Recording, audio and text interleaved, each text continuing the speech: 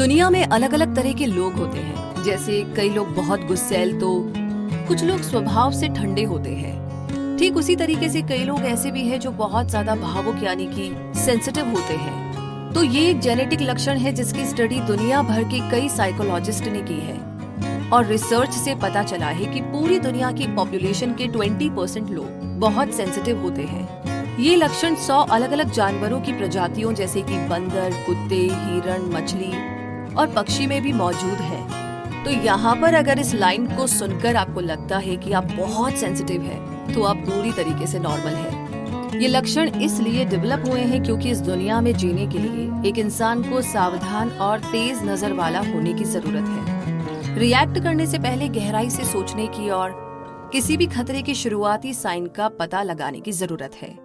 तो ये कैसे करना है, और अगर आपको भी लोग कहते हैं आप बहुत सेंटी है, बहुत ही भावुक है, तो डोंट वरी, आप तैयार हो जाइए। इस ऑडियो बुक समरी भी कर सकते हैं और अगर आपको फील आती है तो आप इसे अप्लाई करके अपना भला तो कम से कम कर ही सकते हैं। आइए जानते हैं summary of highly sensitive person, जिसे लिखा है एलन एरॉन ने। और इस समरी की अगर हम बात करें तो ये समरी आपको बचपन के साथ जोड़ने में मदद करेगी। एक बच्चे के रूप में शायद आप शर्मीले, शांत और अलग थलग रहने वाले बच्चे रहे होंगे। शायद आपकी कुछ यादें ऐसी भी होगी जो बहुत ही बुरी थी और जिन्हें आप बिल्कुल भी याद नहीं करना चाहते। बड़े होने के बाद भी किसी ग्रुप में खुद को फिट करना आपको बहुत मुश्किल लगता होगा। आपने आउटगोइंग, एडवेंचरस होने की कोशिश भी की होगी। हो सकता है कि आप खुद से पूछते हो कि आप आसानी से क्यों थक जाते हैं, बहुत सारे काम होने से आप इतने परेशान क्यों हो जाते हैं, किसी दोस्त के साथ बहस या झगड़ा होने से आपको इतनी चिंता क्यों हो जाती है। तो इस समरी को जानने के बाद आपको ये सब कुछ समझ में आने लगेगा। आप खुद को पसंद करना सीख जाएंगे, आप खुद की वैल्यू करने लगेंगे, आप भावुक लोगों को एक अलग नजरिए से देखना सीखेंगे। आपके थकने का कारण ये है कि हम एक ऐसी दुनिया में रहते हैं जहाँ पर शर्मीले, सेंसिटिव या अकेले रहने वाले लोगों को ज्यादा पसंद नहीं किया जाता। लेकिन जब आप सेंसिटिविटी के बारे में ज्यादा जान लेंगे तो आप इसे एक कमी के बजाय एक बहुत ही अच्छी खूबी के रूप में देखना शुरू कर देंगे। हाँ, वैसे ये सच है कि हमारा नर्वस सिस्टम कुछ इस तरीके से बना हुआ है कि वो जरूरत से ज्यादा ही सोचता है। लेकिन इस एक क्वालिटी के कारण सेंसिटिव लोग दूसरों की फीलिंग्स को बेहतर समझ पाते हैं, चीजों के पॉजिटिव पहलू और उसकी अच्छाइयों को देख पाते हैं। इतना ही नहीं, ऐसे लोग छोटी से छोटी डिटेल पर भी ध्यान देते हैं। इस वजह से ये लोग कमाल के वेल प्लान्ड आइडियाज क्रिएट कर पाते हैं। तो आप इस दुनिया के उन चंद 20% लोगों में से हैं जो सबसे अलग और यूनिक है। इसलिए अब अकेले दुबकने की बजाय बाहर निकलकर अपनी सेंसिटिविटी को गले लगाने का टाइम आ गया है। आपके अंदर बहुत टैलेंट और क्रिएटिविटी भरी हुई है, उसे जगाने का टाइम आ गया है। तो आइए इस जर्नी को शुरू करते हैं और सबसे पहले सवाल का जवाब जानते हैं। Are you highly sensitive? तो इसका जवाब ये है कि इस बुक की ऑथर एलन एरॉन खुद भी एक बहुत सेंसिटिव इंसान है। उन्होंने इस लक्षण को स्टडी करने के लिए अपना पूरा करियर समर्पित कर दिया। और तो और उन्हें कई ऐसी स्टडी का भी पता चला जो उनकी रिसर्च को पूरी तरीके से सपोर्ट कर रहा था। एलिन ने हाई सेंसिटिविटी का पता लगाने के लिए एक टेस्ट बनाया। कोई भी साइकोलॉजिकल टेस्ट 100% यानी कि 100% सटीक नहीं होता, लेकिन ये टेस्ट आपको खुद को बेहतर समझने में मदद कर सकता है। तो आइए देखते हैं कि इसमें किस तरीके के सवाल पूछे गए हैं। पहला सवाल है कि क्या आप बिजी दिनों में इतना थका हुआ महसूस करते हैं कि आप एक अंधेरे कमरे में अकेले रहना चाहते हैं या किसी भी ऐसी जगह जाना चाहते हैं जहां बहुत शांति हो। दूसरा है कि क्या कैफीन का आप पर बहुत तेज असर होता है। तीसरा है कि आपको तेज आवाज, स्मेल या तेज रोशनी से घबराहट महसूस होती है या भौचक्के हो जाते हैं। चौथा है कि आप आसानी से चौंक जाते हैं। पांचवा है जब आपको कम समय में बहुत सारा काम करना हो तो क्या आप हड़बड़ा जाते हैं। छठा सवाल है कि आप मारधाड़ वाले टीवी शो या फिल्में देखना पसंद नहीं करते। सातवां है कि क्या आप इस बात का बहुत ज्यादा ध्यान रखते हैं कि आपसे कोई गलती ना हो जाए या आप कुछ भूल ना जाए। आठवां है कि क्या आप पर भूख लगने पर बहुत ज्यादा असर होता है, जैसे आप परेशान हो जाते हैं या आपकी कंसंट्रेशन पावर कम हो जाती है। नौवां सवाल है कि आपको बदलाव को अपनाने में बहुत ही मुश्किल लगता है। 10वां है कि जब आप बच्चे थे तो क्या आपके पेरेंट्स या टीचर्स ने आपसे कहा कि आप बहुत ज्यादा सेंसिटिव है। 11वां है कि क्या आपको किसी भी कंपटीशन में या जब आप कोई काम कर रहे हो और कोई आपको गौर से देख रहा हो तो आप नर्वस हो जाते हैं। और आखिरी में 12वां सवाल है कि जब लोग आपको एक साथ कई सारे काम करने के लिए कहते हैं तो आपको झुंझलाहट या नाराजगी महसूस होती है। अब अगर ज्यादातर सवालों के लिए आपका जवाब हाँ है तो इसमें कोई शक नहीं कि आप एक हाईली सेंसिटिव इंसान हैं। अगर आपका जवाब ना है तो भी हमारे साथ बने रहिए, क्योंकि हो सकता है कि आपके परिवार में या आपका कोई दोस्त ऐसा हो जो बहुत ज्यादा सेंसिटिव हो, तो आपको उसे बेहतर समझने में मदद मिलेगी। तो हाई सेंसिटिविटी की क्वालिटी आपको दूसरों के साथ ज्यादा सहानुभूति रखना और उनकी फीलिंग्स को ज्यादा समझना सिखाएगी। ये आपको अपने रिश्तों और अपने आसपास के लोगों के साथ बातचीत में सुधार करने में हेल्प करेगी। तो इस सवाल का जवाब जानने के बाद कि आप हाईली सेंसिटिव है या नहीं, अब हम आगे बढ़ते हैं और जानते हैं the facts about being highly sensitive, यानी कि हम हाई सेंसिटिविटी की क्वालिटी को DOES शब्द की मदद से समझ सकते हैं, जहां D का मतलब है डेप्थ ऑफ प्रोसेसिंग, यानी कि गहराई से चीजों को समझना और देखना। जो लोग बहुत ज्यादा सेंसिटिव होते हैं वो छोटी से छोटी बात पर भी बहुत गौर करते हैं। उन्हें डिसीजन लेने में और रिएक्ट करने में समय लगता है, क्योंकि वो बहुत ही गहराई से इंफॉर्मेशन को समझने की कोशिश करते हैं। हाईली सेंसिटिव पीपल यानी HSP वालों का सिक्स्थ सेंस या इंट्यूशन, जिसे हम चीजों को भांपने की पावर कहते हैं, वो भी औरों के मुकाबले स्ट्रांग होती है। तो भाई, अगर आप एक HSP है तो क्या आप कभी ऐसी सिचुएशन में रहे हैं जहाँ पर आपको पता था कि क्या होने वाला है?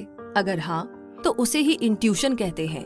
यहाँ तक कि अगर आपको उस बारे में कुछ पता ना भी हो, तब भी आपने हर इंफॉर्मेशन को गौर से समझा और आपको उसका जवाब मिल गया। तो इंट्यूशन का मतलब ये भी है कि आपको अपना पास्ट अच्छी तरह से याद है, तो अगर कोई घटना दोबारा हो तो आप खुद को तुरंत सावधान कर सकते हैं। अब अगले अल्फाबेट की ओर बढ़ते हैं, जो है O, जिसका मतलब है ओवर स्टिमुलेशन। HSP किसी भी तरह के स्टिमुलस के प्रति ज्यादा सेंसिटिव होते हैं। जो भी चीज आपको उकसा दे या उत्तेजित कर दे उसे स्टिमुली कहते हैं। ये फैक्टर आपके अंदर से आ सकता है, जैसे भूख, दर्द, यादें, आइडिया। ये बाहर से भी आ सकता है, जैसे रोशनी, स्मेल, आवाज या लोगों के साथ मिलना जुलना या बातचीत करना। HSP यानी कि हाईली सेंसिटिव पीपल हर चीज औरों से कुछ ज्यादा महसूस करते हैं, इसीलिए वो ज्यादा उत्तेजित हो जाते हैं। एग्जाम्पल के लिए, आप अपने 2 करीबी दोस्तों के साथ शहर घूमने गए। आपने पूरा दिन खूबसूरत नजारों को देखते हुए बिताया, लेकिन शाम होते होते आप पूरी तरीके से थक जाते हैं। वहीं आपके दोनों दोस्त जो हाईली सेंसिटिव पीपल नहीं है, उनमें तो अब भी बहुत एनर्जी बाकी है और वो घर के बजाय नाइट क्लब में पार्टी करना चाहते हैं। अक्सर ऐसी सिचुएशन में HSP यानी कि हाईली सेंसिटिव पीपल गिल्टी महसूस करते हैं और उनकी वजह से औरों का प्लान खराब हो जाएगा। लेकिन बिल्कुल गिल्टी फील ना करें, क्योंकि अगर आप थक गए हैं तो आराम करना ज्यादा अक्लमंदी है। इसलिए आप उन्हें बाय कहकर घर लौटकर रिलैक्स कर सकते हैं। इसमें कोई अब नॉर्मल बात नहीं है। जाहिर सी बात है कि इतनी थकान के बाद आप एक ऐसी जगह तो बिल्कुल नहीं जाना चाहेंगे जहां पर लाउड म्यूजिक हो, बहुत सारी लाइट्स चमक रही हो। इसी के साथ अब आगे बढ़ते हैं और E अल्फाबेट की बात करते हैं, जिसका मतलब है सहानुभूति या हमदर्दी। क्या आप जानते हैं कि हमारे ब्रेन में मिरर न्यूरॉन्स होते हैं? कई साइंटिस्ट ने इनके होने की बात को साबित किया है। मिरर न्यूरॉन्स हमें उस इंसान के व्यवहार की नकल करवाता है जिनसे हम बात करते हैं। हाईली सेंसिटिव लोगों में मिरर न्यूरॉन्स ज्यादा एक्टिव होते हैं। वो दूसरों की भावनाओं को सिर्फ देखते ही नहीं, बल्कि खुद उसे महसूस भी कर सकते हैं। एक एक्सपेरिमेंट में हाईली सेंसिटिव लोगों को कुछ अजनबियों की तस्वीरें दिखाई गई, जिनमें से कई खुश, दुखी या परेशान थे। ब्रेन स्कैन करने पर पता चला कि तस्वीर देखने के बाद हाईली सेंसिटिव लोगों के मिरर न्यूरॉन्स एक्टिव हो गए थे। इसके साथ साथ ब्रेन के दूसरे हिस्से भी एक्टिवेट होने लगे, जिसका मतलब था कि हाईली सेंसिटिव लोग उन लोगों की मदद करने के लिए या उन्हें बेहतर महसूस करवाने के लिए कुछ न कुछ करना चाहते थे। तो कहने का मतलब ये है कि हाईली सेंसिटिव लोगों में बहुत ज्यादा हमदर्दी होती है। दूसरे क्या महसूस कर रहे हैं वो अच्छे से समझ सकते हैं और महसूस कर सकते हैं। वो हमेशा दूसरों की मदद करने के लिए आतुर रहते हैं, तैयार रहते हैं। तो ई का मतलब इमोशनल रिएक्टिविटी भी है, और किसी भी इमोशन जैसे खुशी, निराशा, गिल्ट का हाईली सेंसिटिव लोगों पर बहुत ही गहरा असर होता है। एक हाईली सेंसिटिव पर्सन को डिप्रेशन होने की ज्यादा संभावना भी होती है। ऐसा इसलिए है क्योंकि वो उदासी, अकेलेपन को बहुत गहराई से महसूस करते हैं। जब भी किसी हाईली सेंसिटिव पर्सन का फेलियर से सामना होता है तो वो उस निराशा और हार को लंबे टाइम तक याद रखता है। इस कारण इस बात की संभावना कम हो जाती है कि वो एक ही गलती को बाद में कभी दोहराएंगे।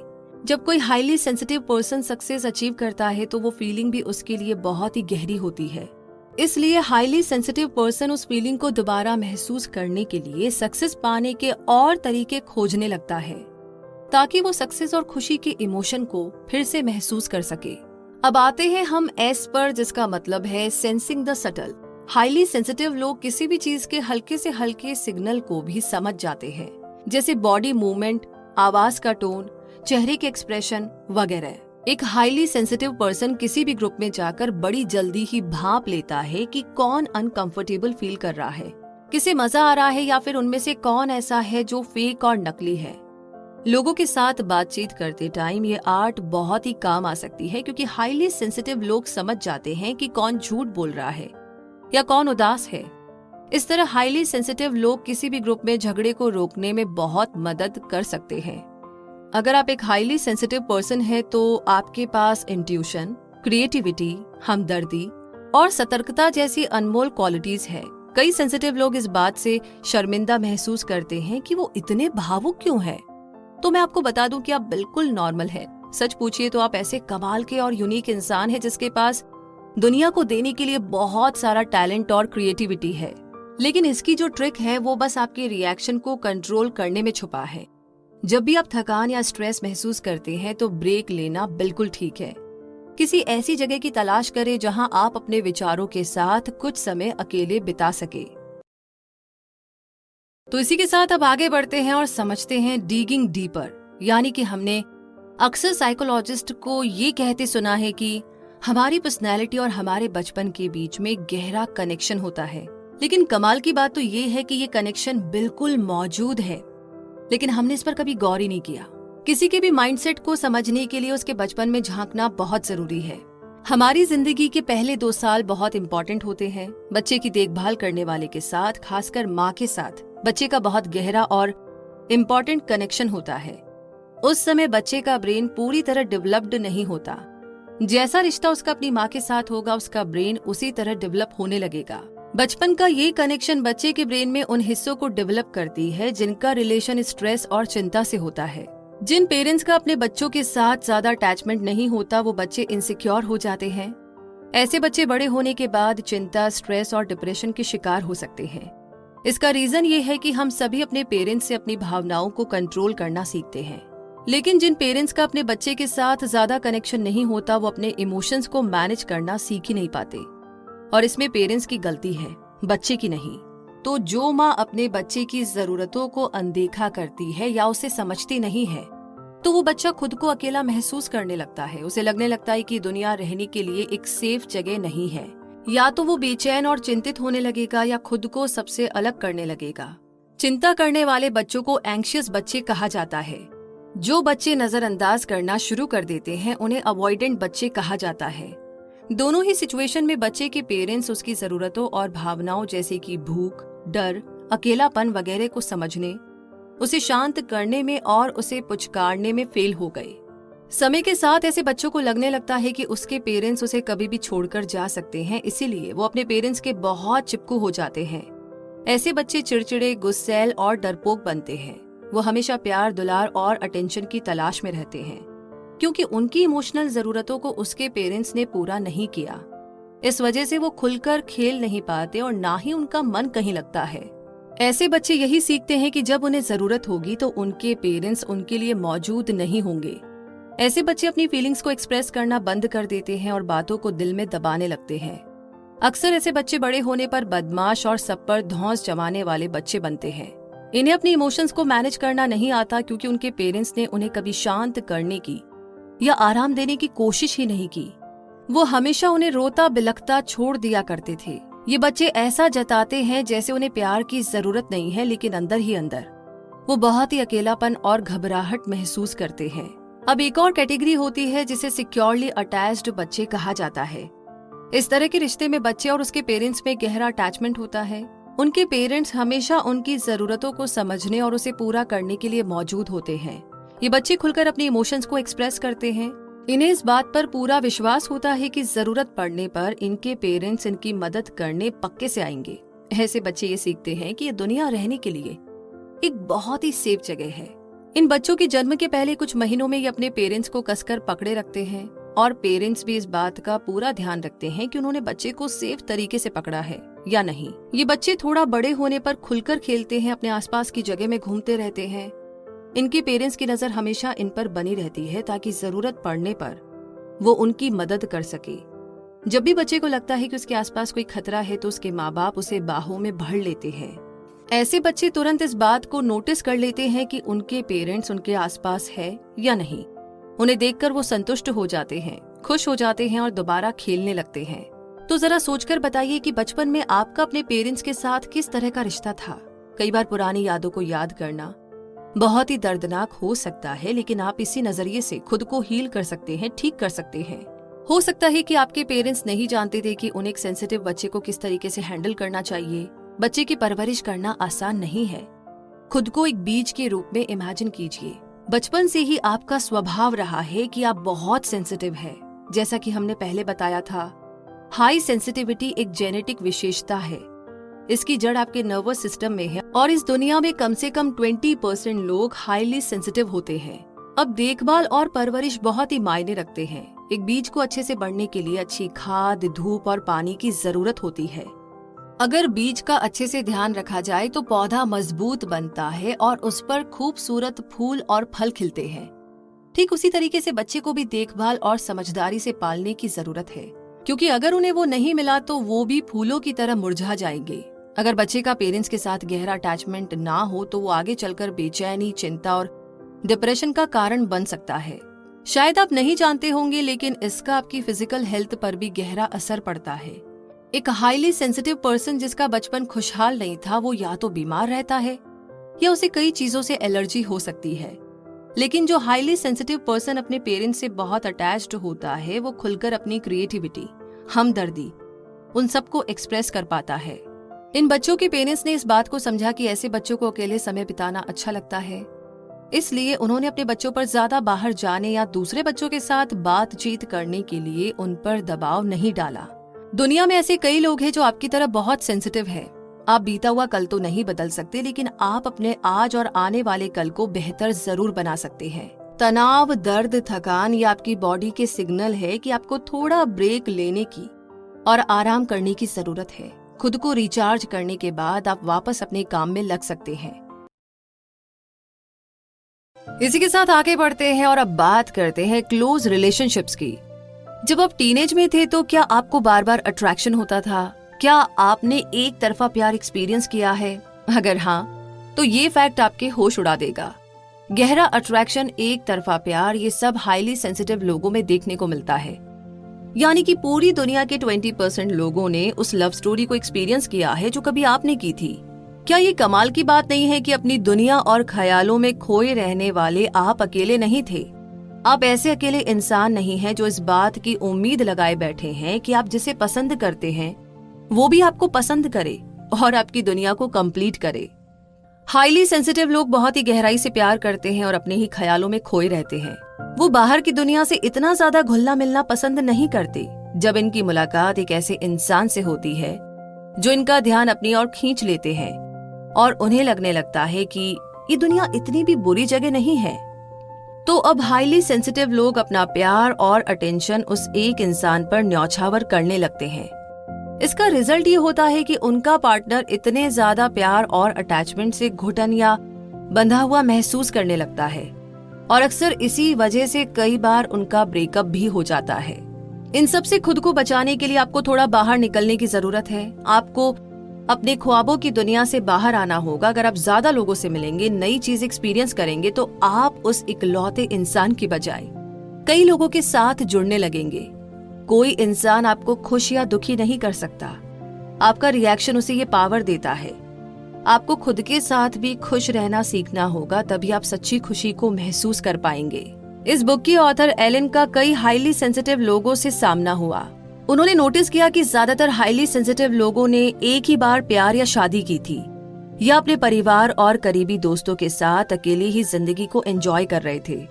आपको खुद पर डाउट करने की जरूरत नहीं है और ये सोचने की जरूरत भी नहीं है कि आपको दूसरों की तरह बनना होगा। क्योंकि अगर दूसरों में खूबियां हैं तो आप भी किसी से कम नहीं हैं। आप वो चीजें कर सकते हैं जो नॉन हाईली सेंसिटिव लोग नहीं कर सकते। जैसे आप गहराई से सोच सकते हैं, महसूस कर सकते हैं, नेचर में, आर्ट में, किताबों में और खासकर लोगों में अच्छाई को देख सकते हैं। क्या ये खासियत खुद पर गर्व करने या सेलिब्रेट करने के लिए काफी नहीं है?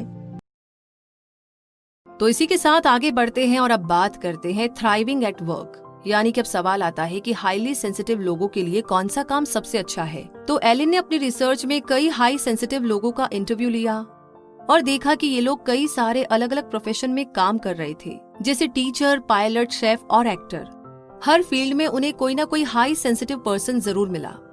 कहने का मतलब ये है कि हाई सेंसिटिव लोग अपने काम में डीप प्रोसेसिंग और इंट्यूशन को अप्लाई करते हैं और वो किसी भी फील्ड में काम कर सकते हैं। अगर आप अपनी करंट जॉब में खुश नहीं हैं तो इस बात को समझिए कि उसमें एक्सपर्ट बनने में टाइम लगता है। एंट्री लेवल की जॉब में ज्यादा चैलेंजिंग काम नहीं होते, लेकिन जैसे जैसे आपका एक्सपीरियंस बढ़ता जाएगा वैसे वैसे आपकी स्किल इंप्रूव होती जाएगी और आपको ज्यादा अपॉर्चुनिटीज मिलने लगेगी। हाई सेंसिटिव लोगों को सोचने के लिए और खुद के साथ समय बिताने के लिए थोड़ी स्पेस की जरूरत होती है। अगर किसी जॉब में नेटवर्किंग या ज्यादा लोगों से बातचीत करने की जरूरत हो तो वो हाई सेंसिटिव लोगों के लिए काफी चैलेंजिंग होता है। लेकिन आज हमारे पास इंटरनेट की सुविधा है। आप लोगों से कनेक्ट करने के लिए ईमेल, इंस्टेंट मैसेजिंग या सोशल मीडिया को चुन सकते हैं। आपको मीटिंग या कॉन्फ्रेंस में शामिल होने की जरूरत नहीं है। अगर आप में कोई टैलेंट हो या आपका कोई शौक हो जिसे आप एक बिजनेस में बदलना चाहते हैं तो आज की इस डिजिटल दुनिया में ये करना नामुमकिन नहीं है। चाहे आप गार्डनिंग, कपकेक बेक करना या जानवरों को ट्रेन करना पसंद हो तो आप सोशल मीडिया का इस्तेमाल करके एक सक्सेसफुल बिजनेस शुरू कर सकते हैं। और इसे करने के लिए आपको किसी ऑफिस की जरूरत नहीं पड़ेगी। इसे आप अपने घर के ड्राइंग रूम से भी शुरू कर सकते हैं। लेकिन अगर आप 9 to 5 की जॉब करते हैं और आपके पास घर से काम करने का टाइम नहीं है, तब भी आप सक्सेसफुल हो सकते हैं। अगर आप अपने काम में अपना 100% देते हैं, अपने काम में वैल्यू ऐड करते हैं, तो आपका बॉस, आपके साथी सब आपकी हाई सेंसिटिविटी को समझेंगे और उसकी तारीफ करेंगे। हाँ, ये सच है कि आपको अपने लिए ज्यादा समय चाहिए, आपको शांति और अकेले में रहना पसंद है, लेकिन आप हमेशा कमाल के आइडियाज और सोल्यूशन लेकर आते हैं। अब आप ही बताइए, आप जैसे टैलेंटेड, ईमानदार और डेडिकेटेड इंसान के साथ कौन काम नहीं करना चाहेगा। हाईली सेंसिटिव लोग बहुत ज्यादा सेंसिटिव होते हैं और उनके आसपास की दुनिया उन्हें चौंका देती है, लेकिन आपको बस गहरी सांसें लेकर शांत होने की जरूरत है। आप एक यूनिक इंसान हैं और आप कुछ ना कुछ ऐसा जरूर क्रिएट कर सकते हैं जो दूसरे नहीं कर सकते। एक बार जब आपने अपनी हाई सेंसिटिविटी को समझकर गले लगा लिया, तब जाकर आपको अपने अंदर कई छुपे हुए खजाने मिलेंगे। शायद आपको यकीन ना हो, लेकिन दुनिया को आपकी जरूरत है। दुनिया को ज्यादा हमदर्दी, क्रिएटिविटी और इंट्यूशन की जरूरत है। इससे कोई फर्क नहीं पड़ता कि आप किस प्रोफेशन में हैं, आप बिल्कुल टॉप पर पहुंचकर सक्सेस हासिल कर सकते हैं। तो इसी के साथ हम पहुंच गए हैं इस समरी के कंक्लूजन तक। तो बात ऐसी है कि इस समरी में आपने हाई सेंसिटिविटी के बारे में जाना। इस दुनिया में 20% लोग हाई सेंसिटिव है। ये एक जेनेटिक लक्षण है जिसमें बहुत ज्यादा सेंसिटिव नर्वस सिस्टम होता है। आपने DOES शब्द के बारे में सीखा जो हाई सेंसिटिविटी के बारे में बताती है, जहाँ D का मतलब है डीप प्रोसेसिंग, O का मतलब है ओवर स्टिमुलेशन, E का मतलब है एम्पैथी और इमोशंस और S का मतलब है सेंसिंग द सटल। तो हाई सिक्योरिटी लोग छोटी से छोटी डिटेल को नोटिस करते हैं, वो चीजों को जल्दी भाप जाते हैं और हर चीज को गहराई से फील करते हैं। यही वो खासियत है जो उन्हें अच्छे डिसीजन लेने में, दूसरों को समझने में मदद करती है। आपने पर्सनैलिटी और बचपन के शुरुआती एक्सपीरियंस के बीच के कनेक्शन के बारे में भी समझा। सिक्योरली अटैच्ड बच्चे हेल्दी, खुश मिजाज और जिम्मेदार अडल्ट बनते हैं। अगर आप हाई सेंसिटिव है और अगर आपका बचपन अच्छा नहीं था, तो आप अपने जख्मों को भरकर अपने बच्चे को एक अच्छा बचपन दे सकते हैं। आपने ये भी जाना कि हाई सेंसिटिव लोग बहुत ही गहराई से प्यार करते हैं और लोगों से बहुत ज्यादा अटैच्ड हो जाते हैं। वो अपने ख्वाबों की दुनिया में रहते हैं, जिस वजह से उनका अट्रैक्शन बहुत गहरा होता जाता है। जैसे कि एक बार एक बूढ़ा आदमी था जो कई सालों से गुफा में अकेला रह रहा था। न जाने कितने सालों से उसने बाहर की दुनिया नहीं देखी थी और ना किसी से मिला था। एक दिन वो गुफा से सिर्फ इसीलिए निकल गया क्योंकि वो उसमें गिरने वाली पानी की बूंदों की आवाज को और बर्दाश्त नहीं कर पा रहा था। खुद को बहुत ज्यादा गहरे इमोशंस और अटैचमेंट से बचाने का एक ही रास्ता है कि आप अपने ख्वाबों की दुनिया से बाहर आकर रियल दुनिया में, रियल वर्ल्ड में घुलने मिलने की कोशिश करें। अपनी एनर्जी और टाइम को अपने करियर में इन्वेस्ट करें। अगर आप अपना फोकस अपने प्रोजेक्ट में लगाएंगे तो वो आपको रिजल्ट और सेटिस्फैक्शन दोनों देगा। इस बात को कभी ना भूलें कि आप यूनिक और कमाल के हैं, कुछ अलग है लेकिन बिल्कुल नॉर्मल है। तो सबसे पहले तो आज इस बात को स्वीकार कीजिए अभी के अभी कि आप बहुत ही अमेजिंग है, seriously, and we love you, right? तो इसी के साथ ये समरी यहीं पर खत्म होती है। लेकिन आई नो आपके जो भी हर्डल्स थे, जो भी छोटी मोटी प्रॉब्लम्स थी, अब आप उनसे डील करेंगे और आगे बढ़ेंगे अपनी इस जर्नी में। और कैसी लगी आपको ये समरी? कौन सी बात अच्छी लगी? क्या अपने आसपास आपने ऐसे लोगों को देखा है या आप खुद उनमें से एक है? कौन सी बात से आप बहुत ज्यादा रिलेट कर पाए, और अगर कर पाए तो निकलने का रास्ता आपको कौन सा अच्छा लगा, कहाँ से शुरुआत करने वाले हैं, ये सब आप शेयर कर सकते। इसी के साथ आगे किस समरी के बारे में जानना चाहते हैं वो भी बता दीजिए, और अपना ढेर सारा प्यार हमें, और साथ ही कोई आइडिया है, सजेशन है तो वो भी आप हमें बता सकते हैं। Great idea. तो बस रखिए अपना बहुत सारा ध्यान, और साथ ही साथ अपने आसपास वाले हाईली सेंसिटिव लोगों का ध्यान भी हमें रखना है, और हमेशा खुश रहना है, मुस्कुराते रहना है, आगे बढ़ते रहना है। जय हिंद। तो फाइनली अगर आप इस समरी के एंड तक पहुंच गए हैं तो कांग्रेचुलेशंस, बधाई हो। बहुत ही कम लोग होते हैं जो नॉलेज के ऊपर टाइम इन्वेस्ट करते हैं, वरना आप कहीं और भी तो टाइम वेस्ट कर सकते थे। एनीवेज, हमने ये मैसेज इसे